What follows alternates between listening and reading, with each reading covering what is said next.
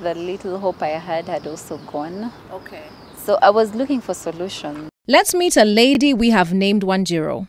She met the father of her 2 boys in university, and what was a friendship developed into a romance, and they even started a business and moved in together. So you move in together, you're in love, baby Yeah. number 1 comes. Yeah. And then baby number 2 comes. Yeah. When did things go wrong? Things went wrong when I was expecting baby number 2. Yeah, and then they totally fell apart even before I gave birth to the second born. Yeah. Okay. When you say totally fell apart, what happened? We failed to reconcile our differences. Okay. Yeah, that's not what I wanted. Okay. That we go different paths, but he went anyway. He went. Yeah. So he left. Yeah, he left us. Okay. And you had told me earlier he had options. So you think when things are falling apart. He was like, maybe this is easy for me. You know how you think like, whatever, let me just go. Okay. You then have the second baby. You have 2 boys. Yeah. Then how did you end up in court? What happened in between there and court? Well, you know, when he left, of course, I still had that feeling of he will come back, or maybe he didn't make the right decision, or he's not sure of what he's doing. Oh. So yeah, we left that room of maybe he will come back. But you know, also as a young girl who is in love, you keep building castles. Yeah, so I kept reaching out. It came to a point where he stopped, you know, caring completely. It was training, of course, taking care of the kids, because there are some things I couldn't do if I had to be available for the kids and also try to look for some money. Yeah, so I tried to involve his family. Then they said they would talk to him. So how long did that take before you decided, I'm by myself, before you realized? It took me like 2 years to accept it. Okay. Yeah, acceptance was the problem. I had already seen things falling apart. I was stressed, but I was hopeful. I don't know why, but I was hopeful. I understand. You're hopeful. You have 2 boys.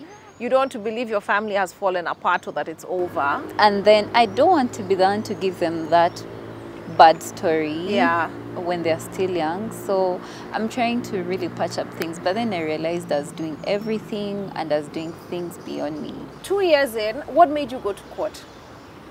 I was stressed. And then I think the little hope I had also gone. Okay. So I was looking for solutions at that point. And then I happened to have friends who told me, you can try. It may work, it may not work, but you can just try. Going to court? Yeah. Okay. So how do you find a lawyer? Where do you even start? I was connected by a friend. Okay. To this particular lawyer who handled my case. Yeah, and then she happened to be a young lady. She was a bit friendly with me, so I found it easy also to deal with her. She didn't really judge me for busting out or for acting the way I did, because she understood I was frustrated. Okay. Yeah, she advised me whenever she could. Okay. And then, yeah, she was kind of a friend. Oh, so more than a lawyer, she also became a friend. Yeah, she became a friend, because Okay. I found myself talking to her. So, yeah. Okay. How much did it cost you? 130,000. You're Kenyan so sure of the shillings. figure. You're like 130,000. No, because there are those bold figures that you can't forget. So what was court like? The thought is scary. The process can be discouraging. Oh. That's the truth. But then, like I said, you just need that lawyer who encourages you. Because, of course, you trust. If you approach them as a professional, you trust that they know what they're doing. Yeah, and then these constant affirmations from them, you feel like, okay, yeah. Because there are moments you get in there, you don't even know what's going on. You feel intimidated. You look at Kanzo on the other end, he's in his suit, he's looking flamboyant, and you're like, do I have a chance here? But Oh. you know, like, and then you, okay, the whole process, if you're not used to it, it's kind of intimidating. Okay. Yeah, but then if you're And in, then they speak this lawyer language. yeah, Really, you're like, and then, I thought I spoke English. yeah, and then you want to understand, but then you know, sometimes they assure you this is not your part to understand. Yeah, Okay. that's why I'm your lawyer, to understand this for Oh, you. to fight for you. Yeah. Okay. Are there days he didn't turn up? Like you went to court? Like, is it straightforward? You know, we watch it in the No. movies. You go, your case is called, you talk, Nini, there's a judgment, you leave. Is it like that? Or is it like come tomorrow, come next month, then someone doesn't turn? What's it like? It's not straightforward. I think if it was straightforward, we would have it ending in the shortest time possible. But then it's not straightforward. You have the other person coming up with an excuse of, I am sick, I can't make it, I can't show up. And then, you know, his lawyer is like, can we take another date? And then the judge is like, okay. Maybe they'll grant them another date because they want to accord fair hearing to both of you. That's what they made me understand. Okay. That we both deserve to be heard. Yeah. Okay. So how long did it take before you finally got your ruling? It took us about 9 months. 9 to 10 months, yeah. Who was paying your bills at the time? I had some small money.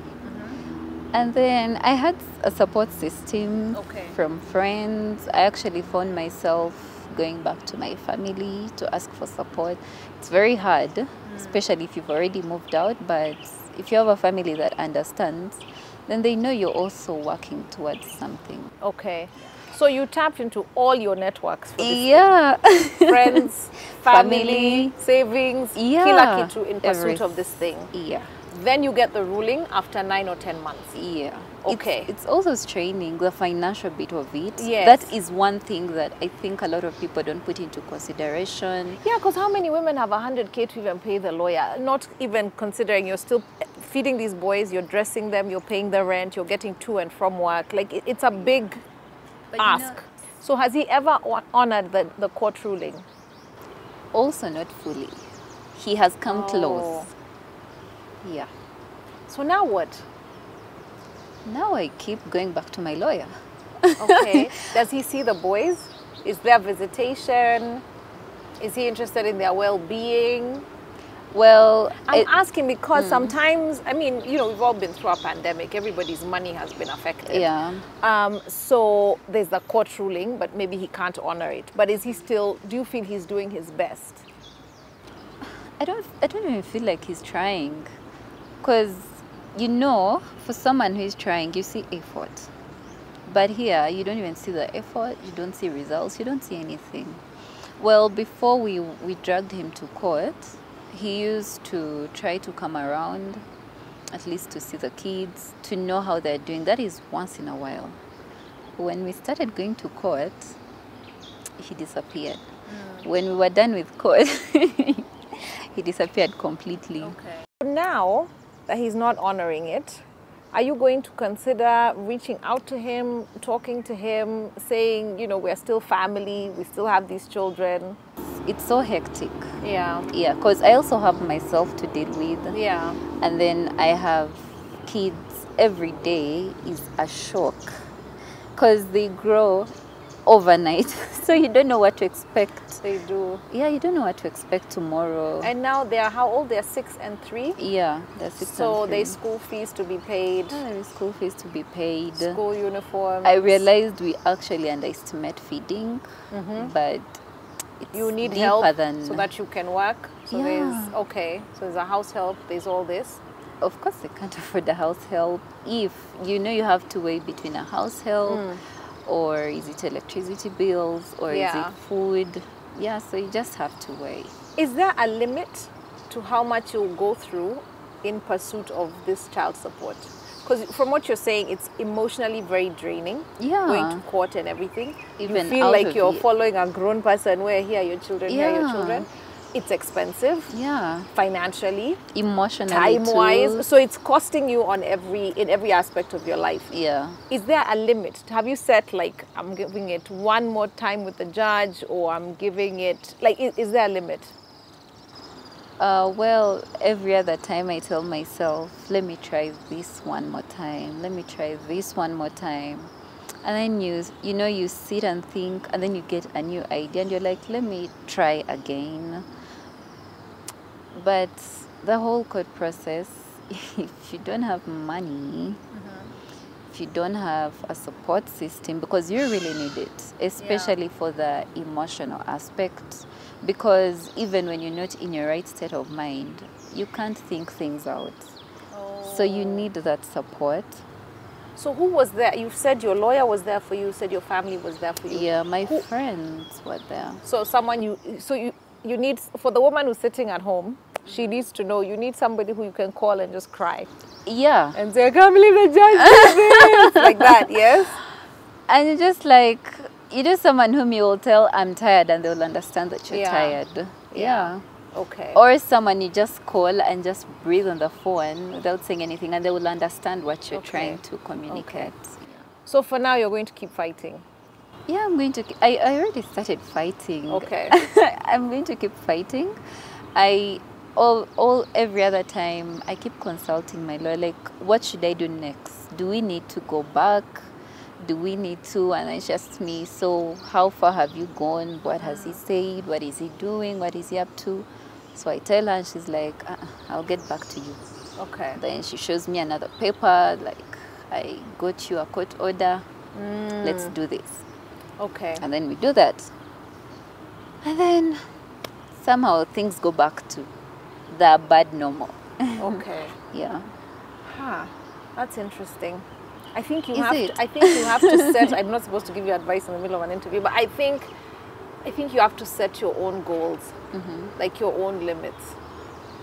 Yeah, of course, I'm thinking about that because I think you have to say, I have X more money, or I have X more time of my life, and then, there is nothing like I have more money. You never have more money. It's just that there is that one person you talk to, and they're like, so what are we up to? And you tell them blah, blah, blah, and they're like, okay, let me see what I can do. Okay. That's where we are at. Okay. Yeah. Okay. All right. Thank you so much for sharing. I wish you all the best and all the support in raising these boys. Thank you very much. Thank you. The Law Society of Kenya recommends what lawyers in this country can charge for their legal services. And when you look at all the legal proceedings, documents, papers, and affidavits, the total minimum cost of pursuing child support, according to the LSK, is 100,000 shillings. After the break, we meet a woman who does not have 100,000 shillings but is in dire need of legal services.